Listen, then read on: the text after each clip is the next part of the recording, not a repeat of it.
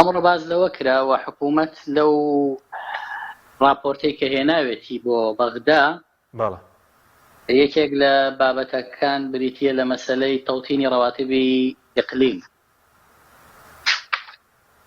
دیارە حکوومەتی هەرێم وتی ئێمە ڕەتی ناکەینەوەکە موچەی موچەخۆران لە ڕێگای حسابی بانکیەوە بێ.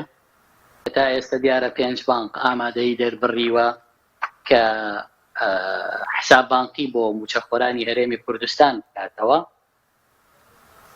ئەمانە سەر بە بانکی مەرکەزینە و بانکانە و لە ڕێی ئەوانەوە چاودێری تەواوی ئەم پرۆسەیە ئەکرێ و دەبێ یەکیەکی ئەو موچەخۆرانەی هەرێم هەموو بەڵگەنامەکانیان داخلی سیستەمی بانکی بکرێ و هەژماریان بۆ بکرێتەوە، چونکە ئەم پرۆسەیە بە حکوومەتی هەرێم ناکرێ و بە هیچ بانکێکی حکوومەتی هەرێم ناکرێت لە بەرەوەی بانکەکانی حکوومەتی هەرێم ڕەبط نین بە سیستەمی سیوفتی جیهانیەوە و لەژێر چاودێری ریزەڵت بانکی ئەمریکایە نین. بەڵام ئەو بانکانەی کە لە عێراق و لە هەرێمی کوردستان هەن سەر بە بانکی مەرکەزین و لەژێر ئەو چاودێریان ئەوان دەتوانن ئەمە بکەنەوە. ئەو کاتە عێراق تەمویلی ئەو حساب بانکیەکە کە بۆ هەرێمی کوردستان یەکاتەوە و پارەی موچەی تێچێ و لە 100% ئەڕوا بۆ ئەو بانکانەی کە حسابی موچەخۆرانی هەرێمی کوردستانی یاکرێتەوە.